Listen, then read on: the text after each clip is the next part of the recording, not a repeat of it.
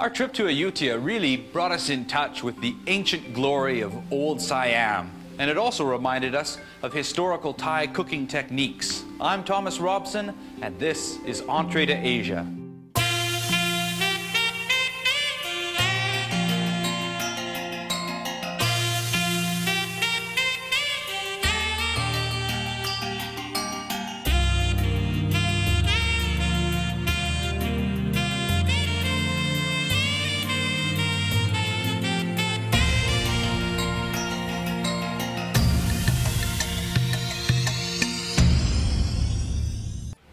Mom Rajawang Thanatsi is a well-known and respected member of the Thai nobility.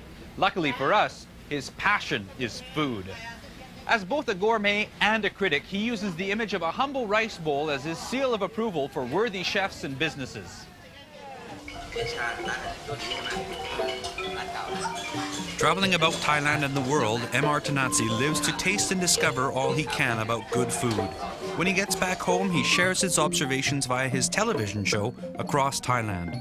It came as a real surprise when he invited us to join him for lunch at a place called Thong Chub, a hidden restaurant that nestles on a bend of the Chao Phraya River, not far from the old Thai capital city of Ayutthaya. This unassuming restaurant is famous for the old-fashioned way they prepare the freshwater fish and shellfish caught daily in the nearby river. Mr. Thanatsi took us through the paces, the original Thai way. Well, a pleasure to meet you today, though this is an amazing place. Thank you for inviting us here. I understand that some of these river prawns, I can't believe they're prawns, they're like lobsters. It's a prawn, it's a lobster. They're actually lobster. It's bigger than prawn. Yeah, that's for sure. It's a river lobster, and we call it by the claw. So if it has that claw... Kam gram. Aha, gung kam gram is the big claw. That the three pieces, about 1 kilogram. Looks really good. And fresh from the river. Right out of the river? Yes. Fantastic. Well, there's still fish in the river and rice in the fields, and everything's looking good. So how will we cook these? Grill. All right. All that. Can we... He's an expert. So this is our chef today. He's the expert grill man. Yes. And I'd love to learn how it's done. Go on. Outlet. Out.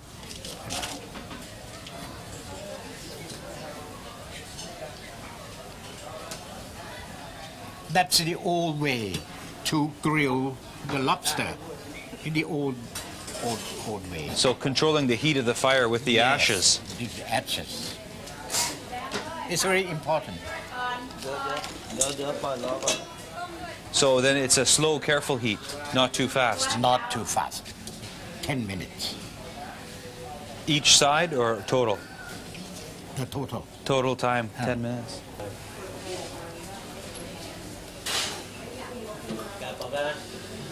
When grilling shellfish like this, the heat is really a question of serious importance. Like most good things, it's a question of practicing, not being afraid to make some mistakes. But one way to tell when you're cooking over coal is to count how long you can hold your hand above the fire. Now, I just did this, and I got to a count of 5 before I had to take my hand away. Don't burn yourself, but when you really feel you have to move your hand, that's how you count the fire. So count of 5, 1, 2, 3, 4, 5. So now it looks like these are basically just about done. It's been, what did you say, about 10 minutes now? 10 minutes, yes. The lobsters were running quite a bit of juice. They were dripping quite a good bit into the fire.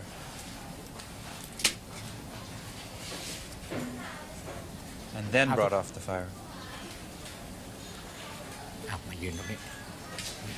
Wow.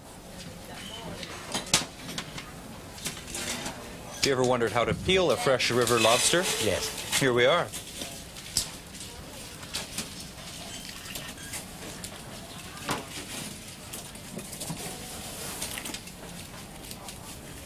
An expert and an experienced cook can handle the hot food with a deft touch. It's a famous tradition, and if I was you at home, I would perhaps wait a few moments, let it cool down a bit, and I don't think you'd suffer any for the flavor at that point. Careful work.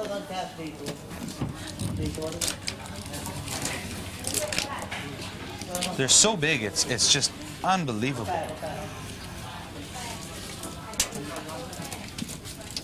Now, in the front legs and the claws, there's quite a bit of meat as well. Yes. With a fish sauce and some garlic and chili, green chili, and a little bit of lime. Just enough to balance it a bit. Then it can go to the to grill again. To finish the cooking evenly. Yeah. So or the stir fry. So we'll take the meat from inside the claws yes. and stir fry that Yes. as another dish. So one lobster, 2 dishes. Yes. I like the sound of that possibility. And we'll just dip that in a simple fish sauce, garlic, chili, and lime juice sauce. Yep. Well, here we're just cracking the claws of the fresh river lobster so that we can get at the meat inside, because there's actually quite a bit of tender and very sweet meat. What I really like is it's being done very carefully. It would be quite easy just to smash them if you weren't careful. So here we are now. The lobster has been grilled and we've taken the meat out of the claws. We'll be eating the tails separately, but for now the claw meat will be stir-fried with a pounded mixture of garlic, coriander root, and white pepper, a Thai classic. And not too fierce a heat either. It's a good slow heat, gentle.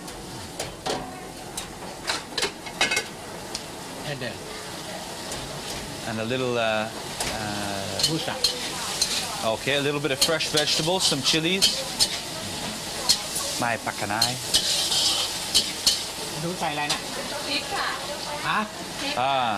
Large fresh chili. Fresh chili. And then what is this? palm. Heart of palm. Coconut palm. From the very top of the coconut tree, yes. the softest part of the meat. Yes. This might be an ingredient that's a little bit hard to find, but if you want a substitute, why not try jicama or Jerusalem artichoke? I think it's asparagus is better. Oh, asparagus would be a good one. It should be one. Now here's the seasoning paste, right? Yeah. The is there a Thai name for that combination? Pat ก้ามกุ้งกับยอดมะพร้าว Wow, that's a big name. ผัดก้ามกุ้ง Pat gam kung กับยอดมะพร้าว kap yad ma prao.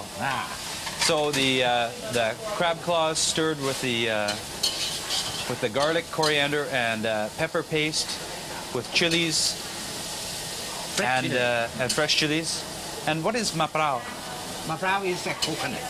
Oh, and a little coconut too. Oh, that's the coconut palm meat. Yes. Fantastic. This looks amazing. True seafood.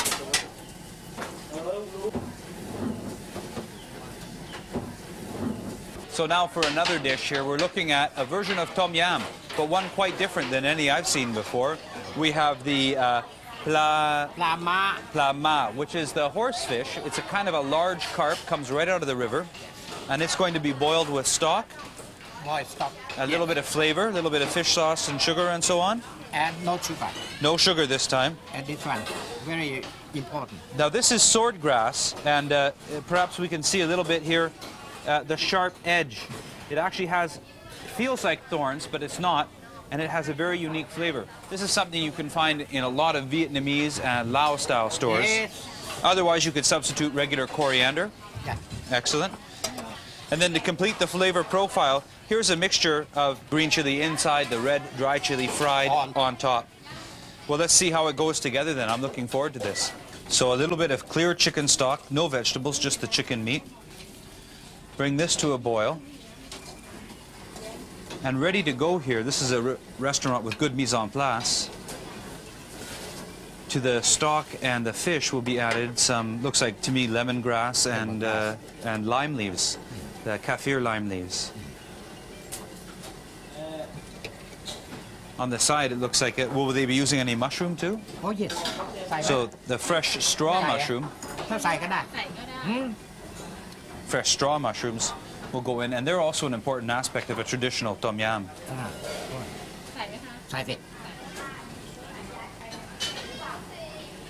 There's a straw mushroom. a delicate flavor.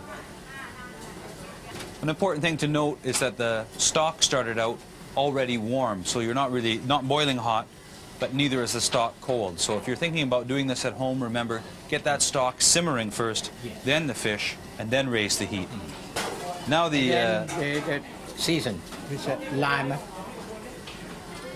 fish sauce, and fresh chili. And here's the swordgrass going in. Yes. Again, you can substitute coriander. Or in this case, if you've ever used fresh young dandelion leaves, I think that would be a great alternative. Yes, one. Look. And the deep-fried, dry red chili. So you get really two contrasts of chili flavor. It's crispy. Crispy, crunchy, but hot. Very hot. Very hot, right on. Of course, it wouldn't be a tom yum soup without being served in a little steamboat, brought to the table so it keeps piping hot. What a generous portion.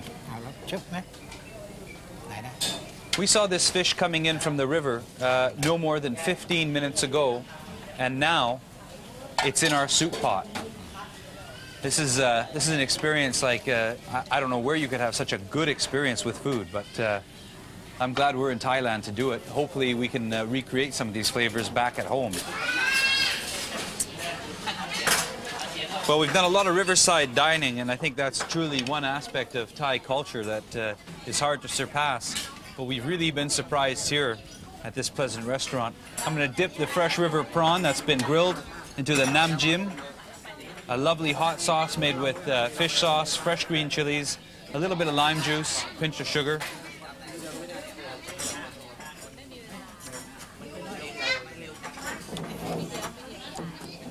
It's hot. Hot. Hot, but it's worth the pain. It's amazing. Yes. Hot but delicious. Delicious. I took a little bit the first time, but I think it needs a bit more. Here are the claws from the lobster, and they've just been grilled, and we dip with this one. Yeah.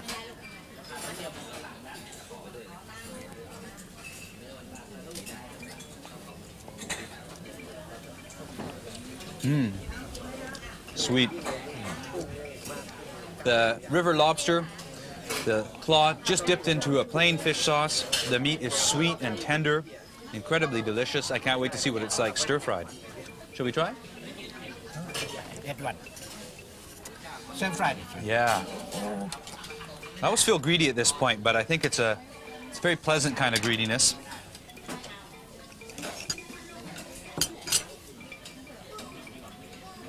The river lobster with fresh chilies and the tender top part of the coconut palm. Stir-fried, garlic, pepper, and coriander root.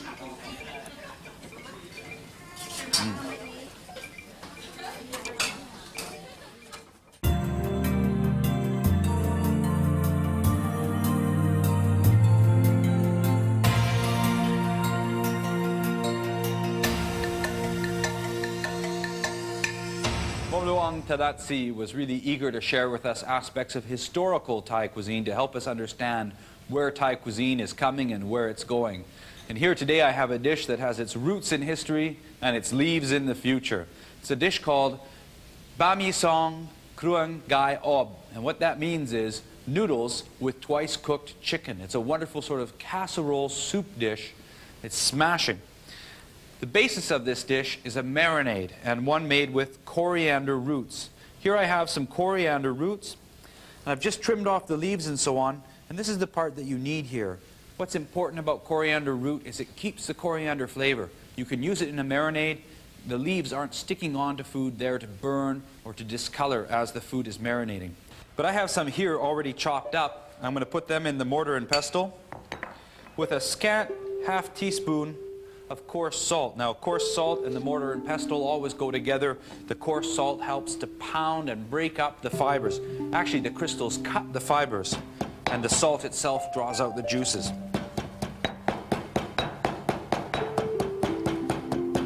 Always pound the coarsest ingredients first and break them down before adding the next ingredient, which for us today is some Thai green peppercorns. Now these have been pickled. Here's the jar they come in. If you're lucky and you live in a neighborhood or a city where there's a large Laotian community, Thai community, or Vietnamese community, you might be able to find these fresh in the market, and they're bright green berries on a vine, very similar to what we have here on the jar. They look great, they taste great. However, a pickled variety is excellent. If you can't find these, don't use regular green peppercorns for pepper steak. Just try regular black or white peppercorns for this dish. Always cover the mortar and pestle with your hand so that nothing can fly out at you. Next ingredient will be some garlic. It helps to coarsely chop things like garlic beforehand so that when you're pounding them, they'll smoothen out, they'll break down much faster.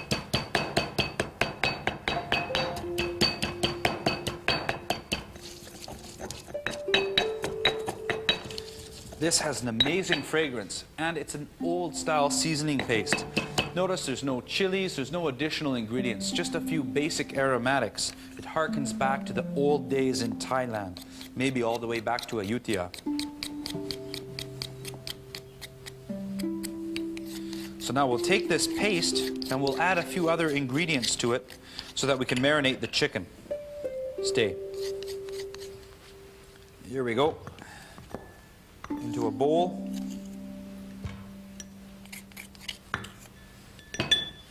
We're going to add a little bit of sugar, about 2 teaspoons. The sugar is going to help to sweeten out the dish a little bit. It's also going to help in the next step where we fry the chicken pieces that we're going to marinate in this mixture. Now a little bit of Thai whiskey. Isn't that great? Just about a tablespoon. If you can't find Thai whiskey, I can't get it here right now. In fact, I'm using a bit of bourbon. Anything like that, whiskey, bourbon, even a bit of cognac would be appropriate to give that special Thai edge. Also, we need a little bit of oyster sauce, just about a tablespoon and a half. That's approximate. So you can see we've got some pretty old style ingredients, the basic seasoning paste, but we've got some new additions, new that is for Thailand, and that is the oyster sauce. And that makes a wonderful marinade. You can use this marinade for all kinds of different dishes, but what we're going to do is just to demonstrate here, I've got 1 chicken breast already marinating. We're going to take this marinade here and add it in and get 2 of them going. Here's a chance to get a little bit messy with your hands. Make sure that the chicken breast is totally coated in the marinade. And you want to allow it a good hour to 2 hours to gather the flavor. If you can leave it overnight, all the better. I better clean my hands here so we can go on to the next step. We said the chicken is twice cooked. Well, the first cooking is going to be pan frying in a bit of oil in order to give the chicken a lovely brown and crispy appearance. So let's get our frying pan nice and hot, and we're going to add some oil. Now, it's not going to be a small amount of oil. You really want to use enough here so that the chicken can become really nicely crispy. So in effect, what we're doing is called shallow frying, and that's a technique unto itself, very popular in Asia. We want to give a moment just to see how hot this is, and hey, here's a trick to find out how hot your oil is. Take a little sprig of something fresh and green and just touch the surface, and what you're waiting to hear is a nice sizzling sound. Let's take a piece of the chicken and then carefully we'll place it in the pan of hot oil.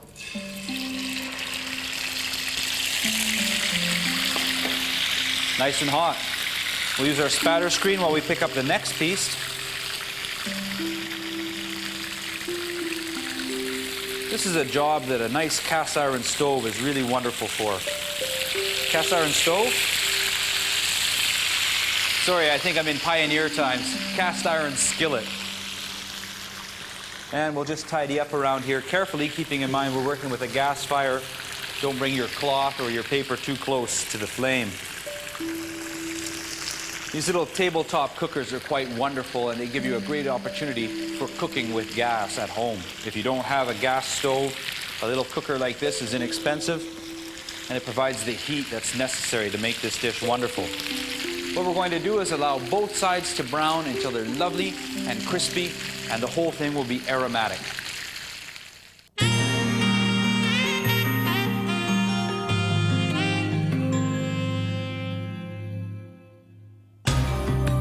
Day 9. There is something completely idyllic about this place. It's late afternoon. The fish nets are drying in the sun. An infrequent but welcome cool breeze is beginning to make its presence felt. It moves the tantalizing smells of spicy seafood from person to person. And then there's the sound. Along with the contented conversation shared by my fellow travelers, there is a faint, almost percussive tinkling. The sounds of a musical instrument of some kind is being carried on the same breeze.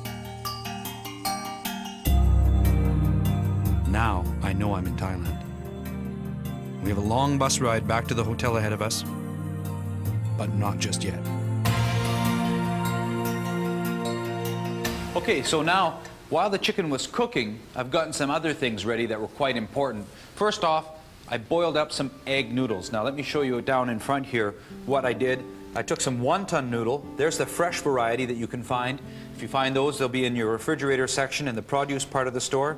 Or here, always a great option, these dried fine egg noodles. They're the same thing, they've just been dried. They just take a little bit longer to boil. So I'm going to take those egg noodles right now, and I'm going to use giant chopsticks, hawker style chopsticks, and we're going to just put the noodles in the dish here.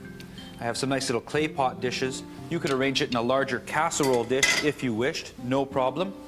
And then I'm going to season the noodles a little bit with some Thai light soy sauce. Any light soy sauce will do, no problem. We're just going to put a couple of dashes over the noodles because, of course, the noodles don't have any saltiness or seasoning on their own, so we want to give them a bit of a taste. Then, to give this dish a little kick, a little bit of roasted chili flakes here. I've got some lovely chili flakes here. A tiny pinch of sugar to balance those chili flakes. Just a tiny pinch each. Spoonful of crisply fried garlic flakes. Now, this is available in the Asian markets, and it's an option. If you find crisply fried onions, well, that's a great option too. But these are very easy to find and very, very delicious. Next, on top, go the chicken. Go the chicken breasts in this case, but like I said, they could be bits of thigh, or it could be any other white meat that you choose to use. There we go. Wipe off my fingers. The next step is some hot stock, and that's what's been simmering over here for so long. I've got some chicken stock, and I've seasoned it with some dark soy sauce. Now over here are 2 varieties of dark soy sauce. You can choose one that appeals to you. Even Chinese-style dark soy sauce will do. I've also added a pinch of sugar, salt, and white pepper. So, some stock. I'll just bring this over here. A little bit to moisten the dish. You see how it just comes below the level of the noodles. That's perfect. A little bit more here. Let's get this going. All right. Lovely. Now, it's a twice cooked dish. So here's the second cooking portion.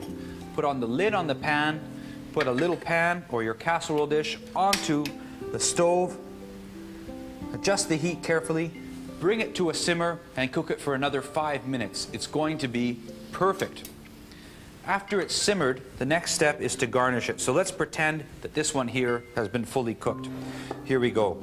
A little bit of nice, fresh lettuce leaf tucked along the back. You want some nice, fresh, crunchy vegetable to eat along with this dish. So we'll just tuck some in here and then scatter some coriander and some green onion on top of the dish, keeping in mind that chilies hadn't been brought to Thailand until, about the 14 or 1500s by the Portuguese. So here's our little historical touch, no chilies, at least in the garnish. There you have it, Bami Song Krung Gai Ob, or twice cooked chicken with noodles. It's a wonderful dish, ready to go.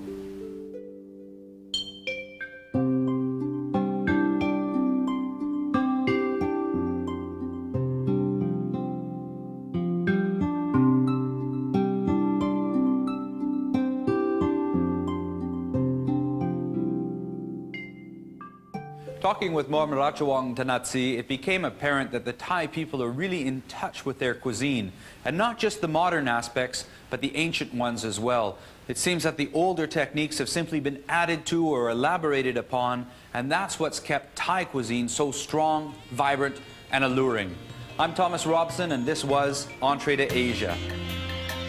To find out more about Entree to Asia, including recipes and program descriptions, visit our website at www.entreetoasia.com.